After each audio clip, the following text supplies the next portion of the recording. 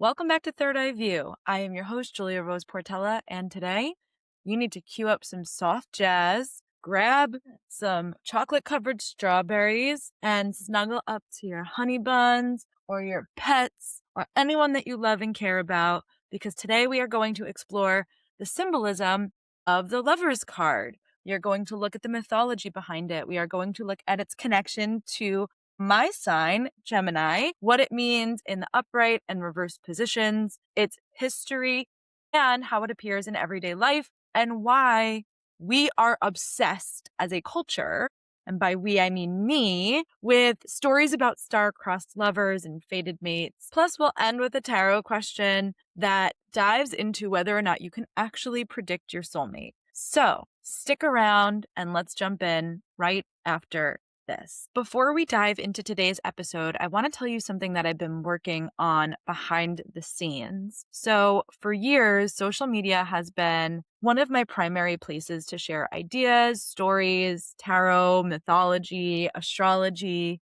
all of the little strange threads that connect my life and that connect me to you and to something bigger. And while I'll still be posting on there, I have been feeling really called to delete it off of my phone and to move into a space where we are actually creating real community with real intimacy that allows us to have something that we can build together. And that is why I have created the Art of Living Alchemy Substack.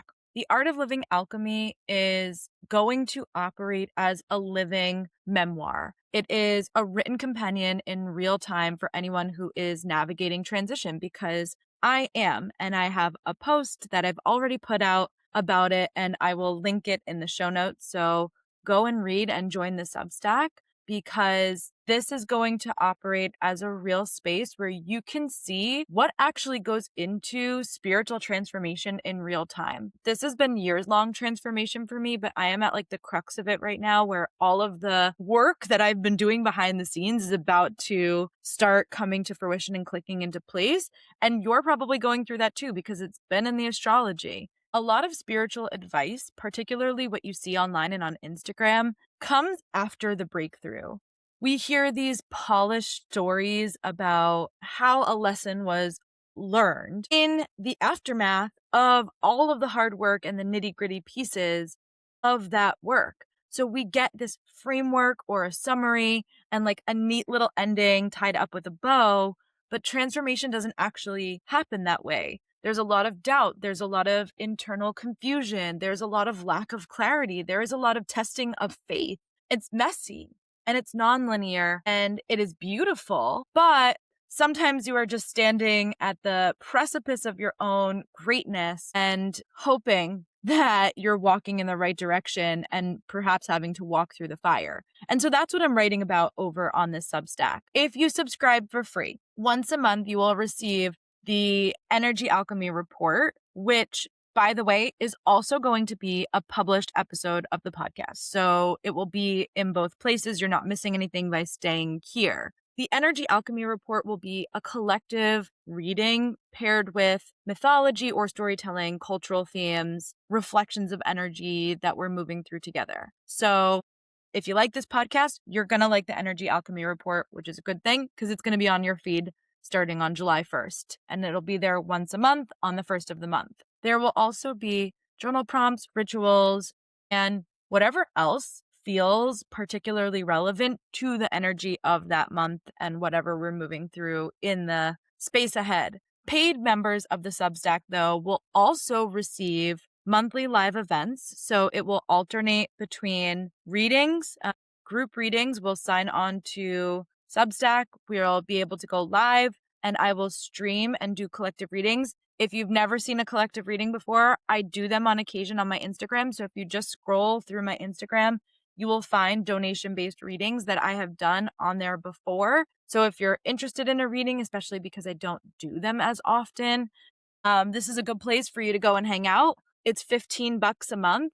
And there'll be a reading lottery. So as I'm releasing new sessions, people that are in the Substack are going to get a top priority. In the Substack, in the paid tier of the Substack, you will also get, on months that we're not doing readings, there will be some sort of workshop or class or experience that we do together. So again, we will be live together once a month. It's just a matter of what we're going to be doing. You will also get seasonal deep dives into the major energetic turning points of the year. And you'll have access to community with people who are interested in building authentic connection. Instead of just being online and doom scrolling, you'll actually be with people who are valuing and interrogating the same pieces of life that you are at this moment in time. So this Substack is not a subscription to my expertise in a way that I have maybe tried to package and sell it before, but it is a subscription to companionship and to being able to walk this unmarked road together and practice the art of becoming and practice the art of making our lives living alchemy with our inner alignment. So if that sounds like something that you're interested in, I would love to have you there. You can find the Art of Living Alchemy on Substack, and all of that will be tagged in the show notes below.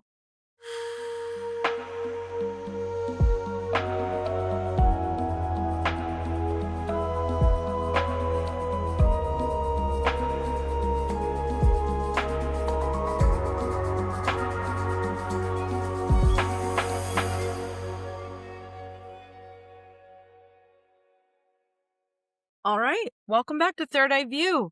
If you have ever pulled the Lover's card and have thought, amazing, my soulmate is coming in, you are definitely not alone.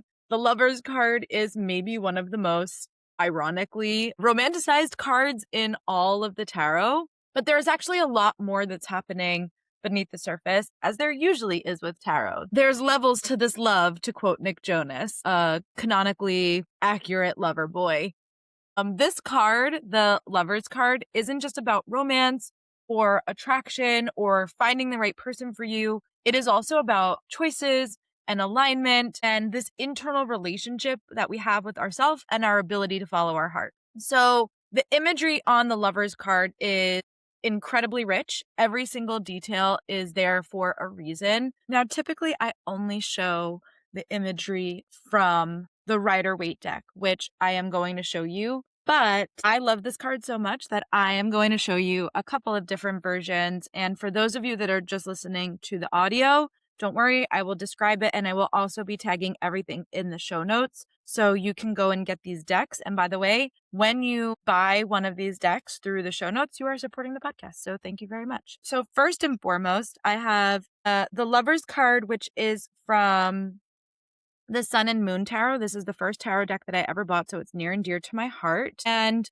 for those of you that are looking on, you'll see the beauty of the card. But for those of you who are just listening, I'm going to describe that it is two people in a very deep embrace. The woman is holding both a sword and a cup. So she's got her mental acuity about her. She's got her emotions about her. There is a Cupid floating overhead. They are sort of underneath some kind of arch, which to me is always very indicative of like a wedding arch, that you stand under. There is a lion. There is a snake around an egg with some wings. There is an eagle. And so this love is transformative. And it's like Red Bull. It gives you wings. It's transformative. It gives them strength and courage. And lion, which we will talk about in a couple of episodes when we get to the strength card, is connected to your heart center.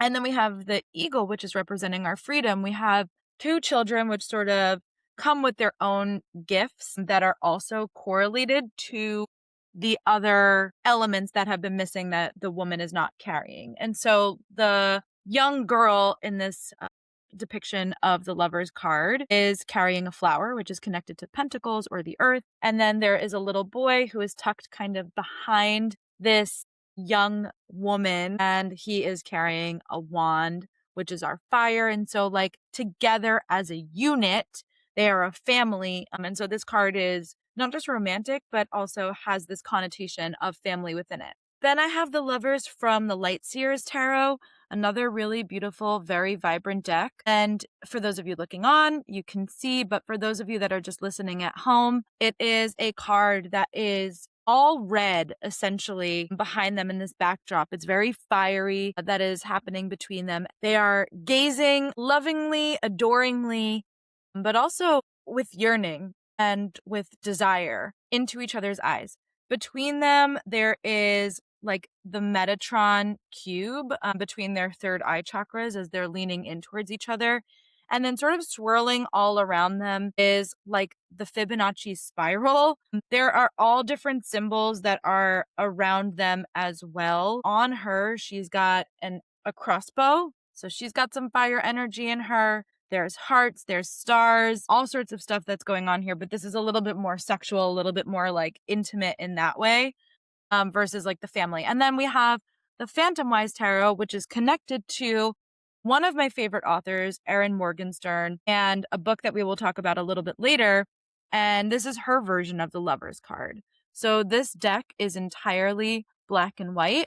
It is two people sitting on a swing. We cannot see their face. They are somewhere where they are up high. It seems like maybe there's a boat in the background, but there's definitively seagulls out in the distance that they're overlooking. And so we're just looking at their back. They're on this big sort of love swing that they're sitting on together. And she's sort of facing with her legs towards us, holding his hands, but they're both twisted and looking at something out in the distance. And so he's holding her hand behind his back and their feet are sort of tangled together.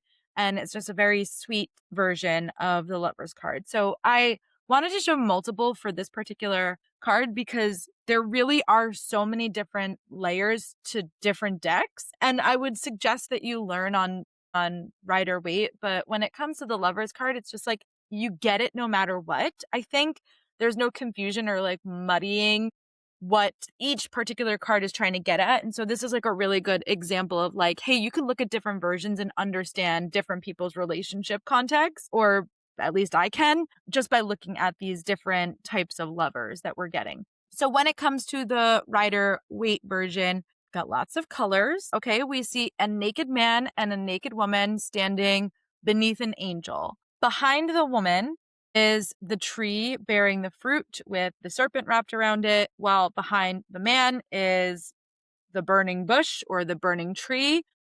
Above them is Archangel Raphael, whose name often translates to God heals, but he is one of the angels that is associated with romance and love and bringing people together. He's associated with our heart chakra. And his aura is green, not particularly in this card, but in general, you will see Archangel Raphael connected with this essence of green. The first thing that stands out, obviously, is the nudity. So the man and the woman are completely naked. People are usually dismayed by this, unless you're me and you're just like, nothing phases me anymore. This is about exposing the truth, being vulnerable, being authentic in a relationship. Nothing is hidden to these two people about each other. There are no masks.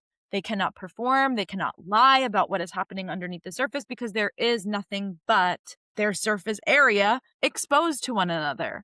So there is something about the Lover's card that is, trying to get at being fully seen by another person. The serpent and the fruit tree are obviously immediately connecting us to Adam and Eve. And this particular version of the tarot deck is deeply interwoven with that particular mythology. So they represent our knowledge, temptation, curiosity, choice, free will, like all of the things that we get from sort of the mythos of Adam and Eve. Now, we also know that the burning of the bush is a symbol of connection from God, like it was a sign to Moses about what path to take. But the fact that there is fire behind this man, whether it's supposed to be the burning bush or not, is passion, desire, our action, our spirituality. Then we have Archangel Raphael above them, suggesting that there is a higher level of guidance and spiritual awareness that is bringing these two people together. There is a big,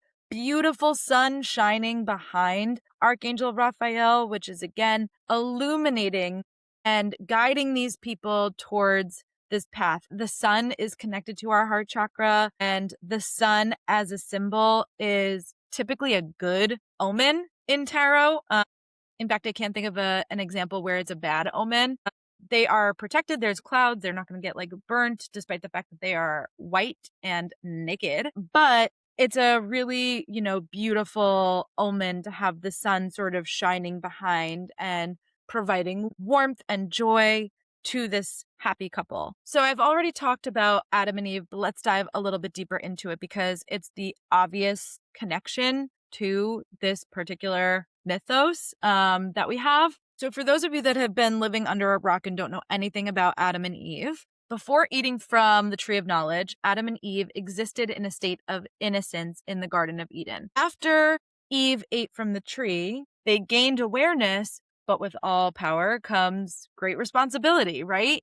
They became conscious of themselves and their choices and the consequences of their action. And so this idea of conscious choice and awareness of the consequences of my actions and how they will impact others is a part of the Lover's card as well. The story of Adam and Eve isn't just a story about temptation.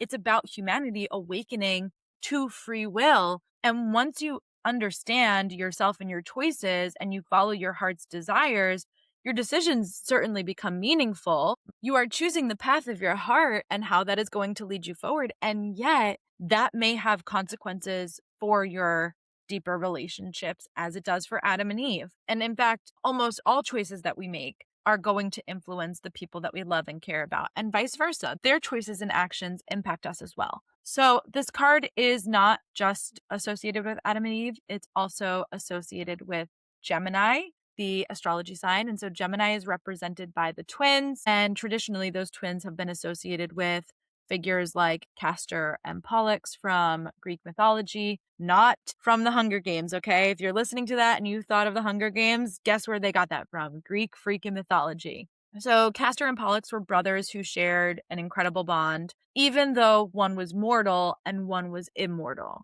So their story is often connected to themes of devotion, duality, and this feeling that your other half, somebody who is so integrated and integral to your being that you desire to remain connected to them even when you are separated, particularly separated through death. So Gemini energy is all about duality. It's about perspectives, the different paths of possibility that exist before us, and how one path may reflect the other, or how two people may reflect each other. And so this is where Gemini is often connected to the idea of soulmates, because soulmates are frequently described as mirrors to ourselves, or us as a soulmate to the other person as a mirror to them. To be in a relationship where you are with a soulmate, whether it's romantic or not, because not all soulmates are romantic.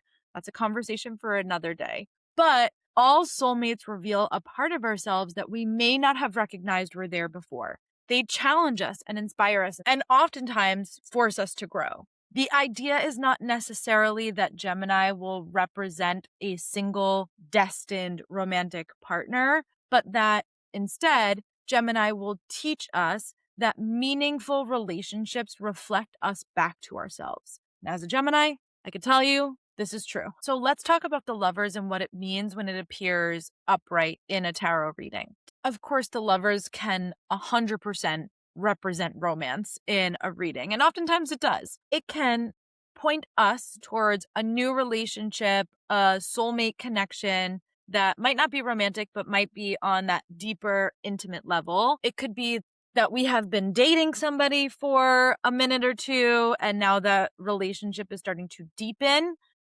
It could be mutual attraction to somebody. It could be commitment of any type. It doesn't have to necessarily be that it's a marriage, though it could be. It is an important choice that we are making around who we are consciously choosing to love, whether that love is platonic or romantic. Sometimes it's a little bit more literal. It can represent meeting somebody, entering a partnership. It could be taking a connection to the next level. It could also be that we're going to be meeting a Gemini person. So Gemini season operates from like roughly late May through like late June. So if you're asking a particular question or a timing issued question, you may pull the Lover's card, in which case it's telling you that the answer to your question might happen during Gemini season, or that Gemini season could be significant in some way, or that it could be 6 months, 6 weeks, etc., because the card is connected to 6 and June. One of my favorite ways that tarot can be interpreted with the Lover's card is the connection between the mind and the heart, especially because Gemini is ruled by the mind, by Mercury,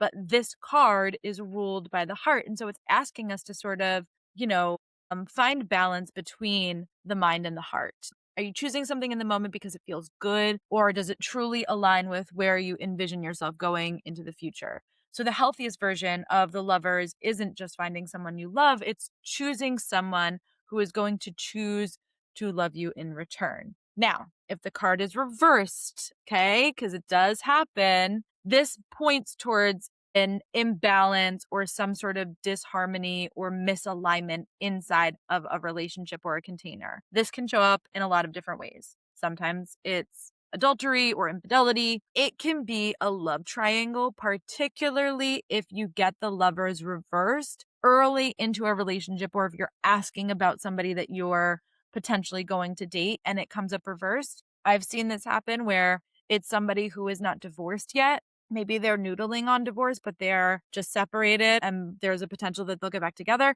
But if it shows up in the reverse early into a relationship, it's probably that there is some sort of love triangle going on.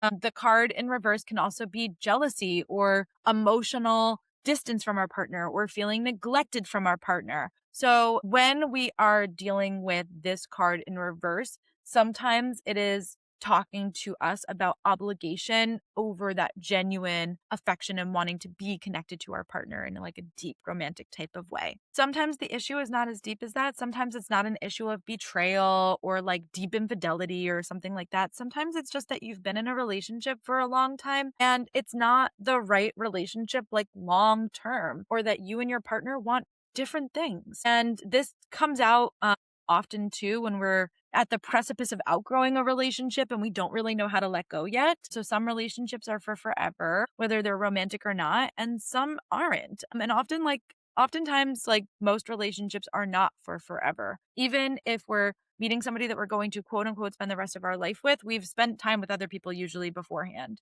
And we have a chunk of our life that did not belong to this person. So when it is that type of occasion, it might not be that there is this emotional neglect or anything like that. It could just be that there's two people who really care about each other, but no longer are moving in the same direction. I always say this about my first love. I was so in love with him for so long. And then at one point, I realized I love this person, but I'm not in love with this person anymore. And I didn't know what to do with that information.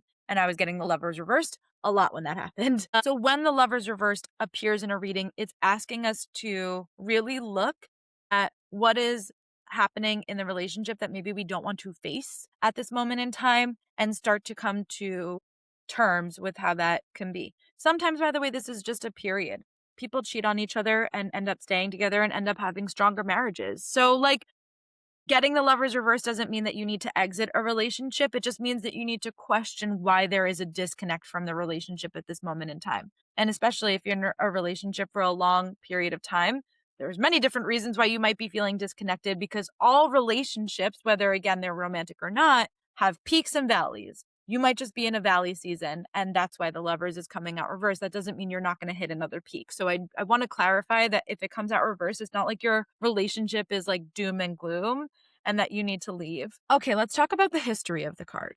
The Lover's card has changed a bit through tarot history, as every tarot card is wont to do. I say this literally in every episode because there's a rich history of how we got to this place, which is why I love talking about this. So in some of the earliest tarot decks, the card was not focused on romance in the way that we think about it today. Instead, it often showed a young man standing between two figures, two women, with a Cupid-like figure above him. And the meaning was centered around choice, duty versus desire. And so think about any sort of Victorian story that you've ever read where there is an obvious right choice because that person is wealthy or has a good dowry or whatever. And then there is like the person that they are in love with, which like doesn't have the social station. And so this long, deep seated experience that our souls have in choosing a partner for many different reasons, not usually typically about love, though we've grown into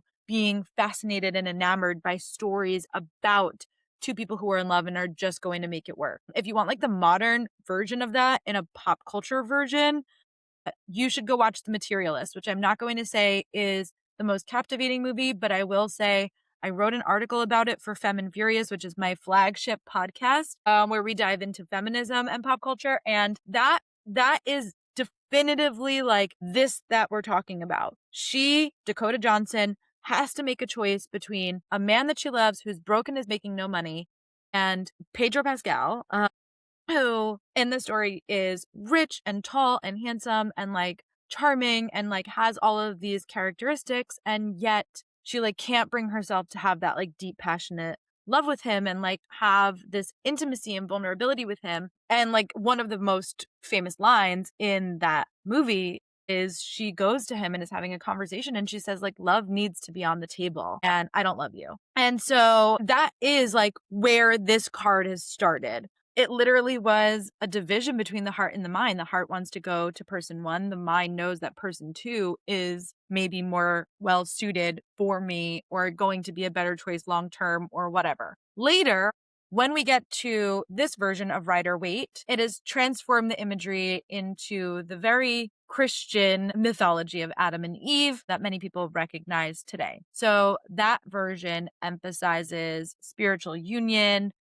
and sacred partnership, essentially. So let's talk about how the Lovers shows up in our day-to-day life. One of the biggest misconceptions about the Lovers is that it only appears in tarot when romance is involved. But in reality, people will encounter the Lovers far more often throughout their everyday decisions than they will encounter a dramatic soulmate experience. So at its core, the Lovers card is asking us to honor the heart's desire. So maybe this card comes out when you're staying in a career because it feels safe, even though your passion is pulling you somewhere else. By the way, that's what I'm going through right now, and that's what I'm writing about on the Art of Living Alchemy Substack. It's tagged in the show notes if you want to go be a part of it.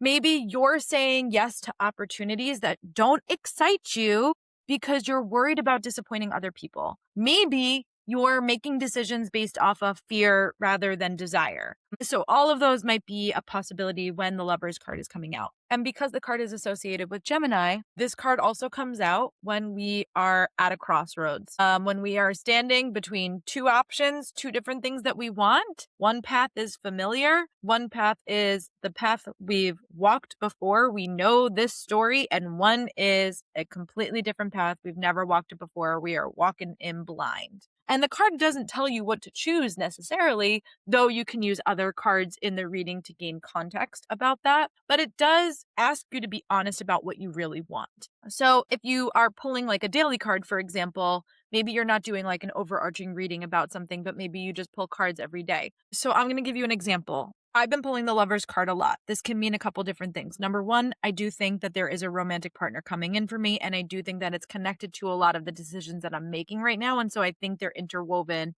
in many ways. However, the Lovers card as a daily pull can also be a reminder to trust your instincts, to honor your values, to make decisions with your heart's desire, to let your heart be the true north that is leading you forward. And so this card can come out for a myriad of different reasons. All right, let's get to the good stuff. Let's talk about the story archetype of this card, which is the star-crossed lovers or the fated mates, which, by the way, is a trope that's going to work on me every single time. The archetype of fated or star-crossed lovers is far older than tarot is itself. In fact, it is maybe the oldest story that humanity has ever told. You can find versions of it in mythology from cultures literally all around the world. So one of the earliest and perhaps most heartbreaking examples is in Greek mythology, the story of Orpheus and Eurydice. And so Orpheus loved Eurydice so deeply that when she died, he literally journeyed into the underworld to bring her back with him. And he makes a deal with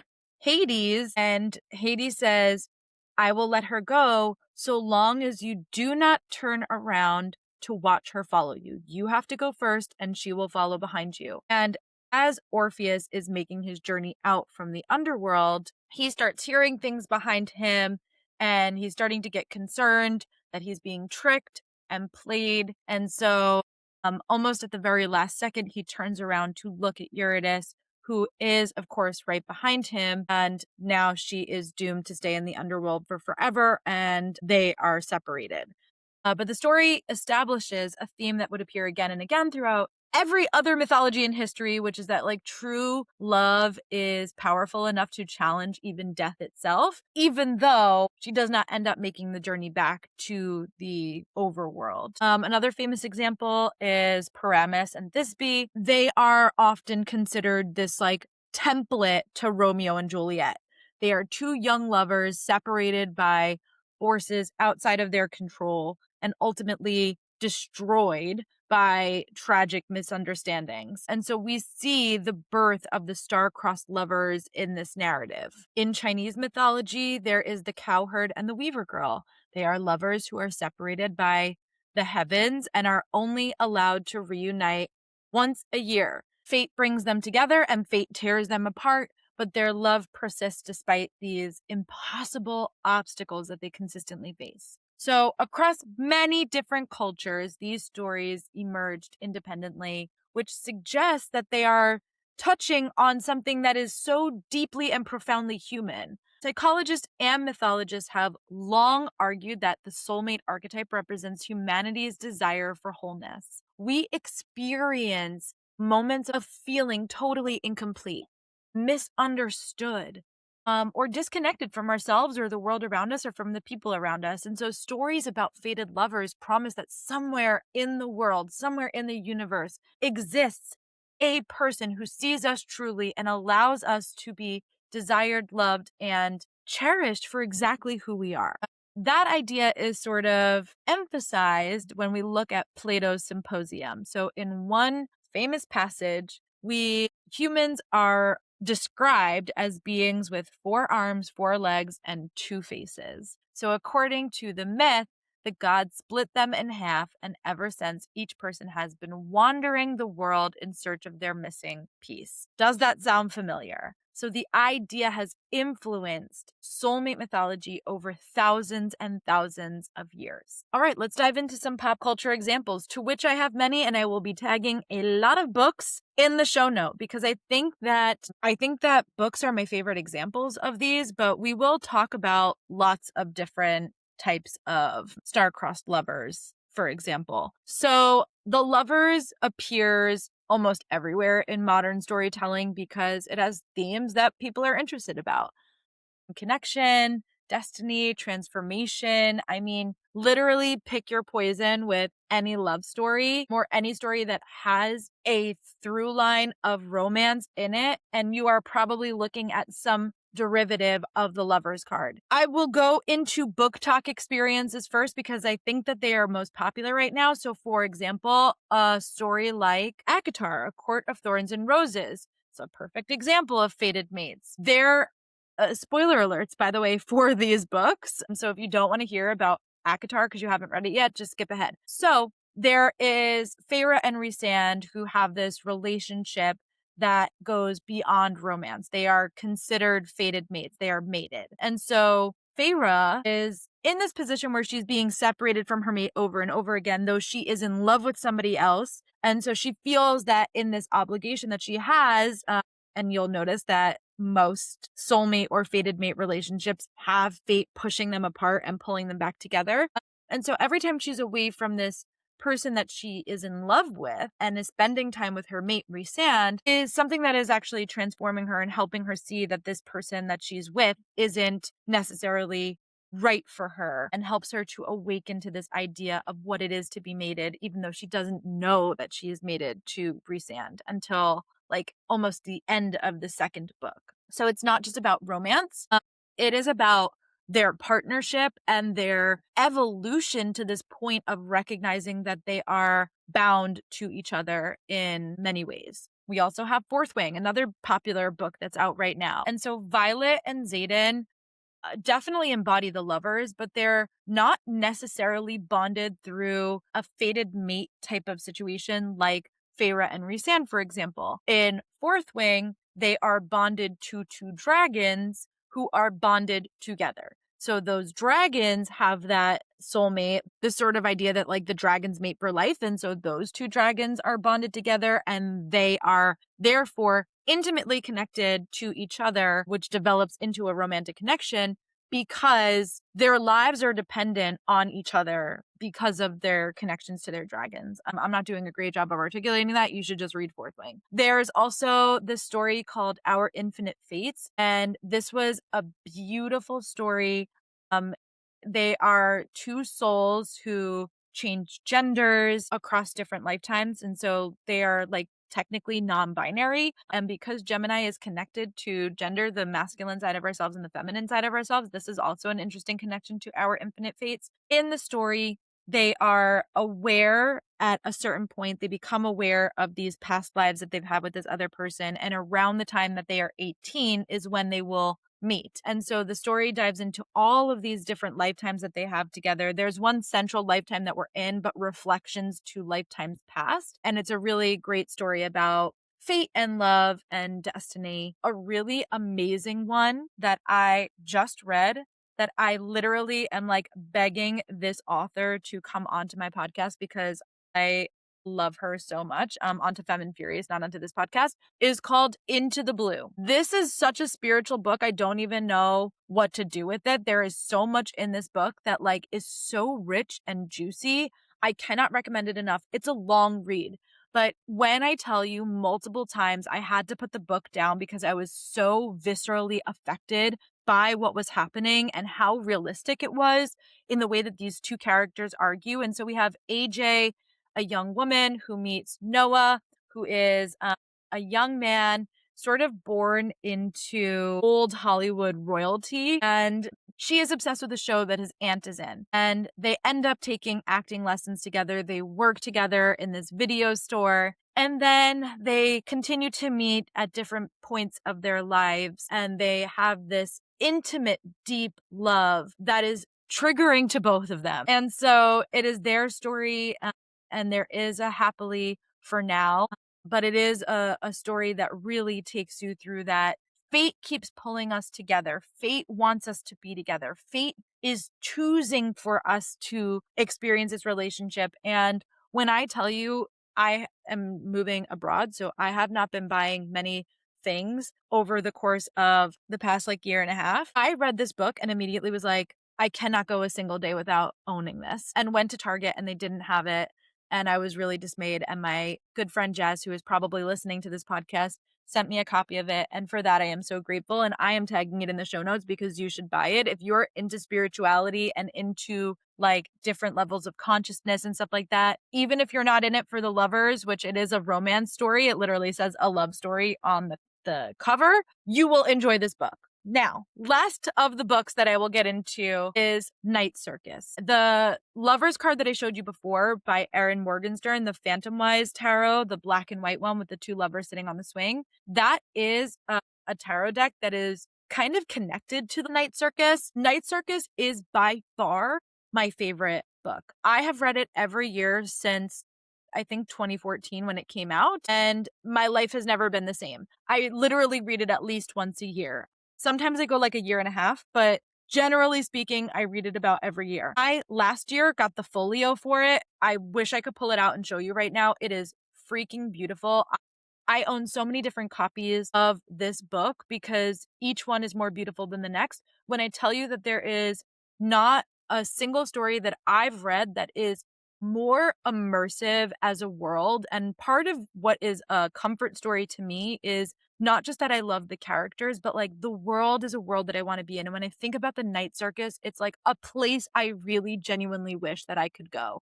I am so moved by the story every single time that I meet it. And so we have two characters, Marco and Celia. They both practice different schools of magic. I would say there's fantastical elements to the story, but if you don't like fantasy, it's not fantasy heavy.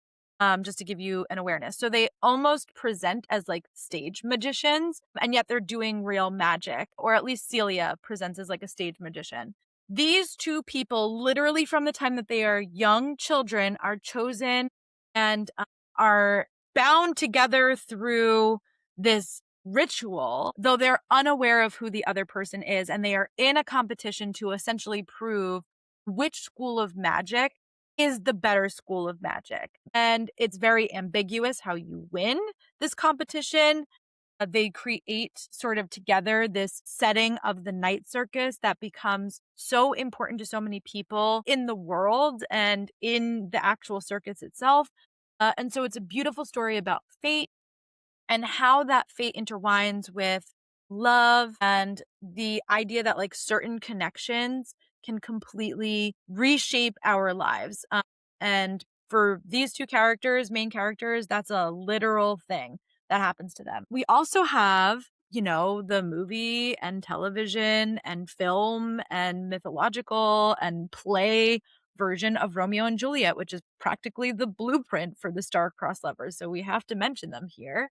We have Titanic. So if you're in a film mood, you can get double Leo here. Leonardo DiCaprio. We have the Titanic, which shows us not necessarily that they are star-crossed lovers, but that they choose to be together, right? This idea of like choice within a scope of a relationship. So we have Rose, who is engaged, right? And yet she's not in love with this person. It's obligatory to be with him.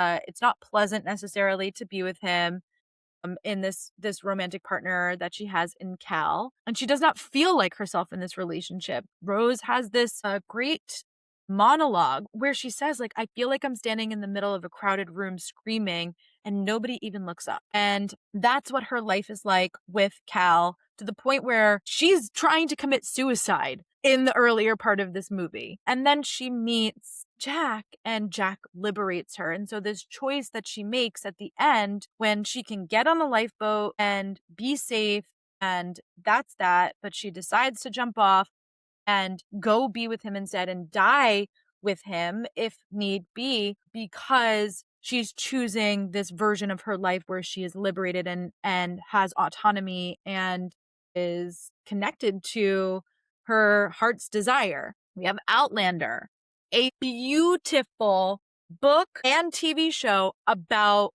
how love transcends literally time itself, how these two people are brought together through impossible, mystical, fated circumstances and end up with such a beautiful love story. Claire and Jamie are two of my favorite people in romance stories ever, particularly in the television version. The TV show is so good, especially in those like first 3 seasons, is just a chef's kiss from me. I love it.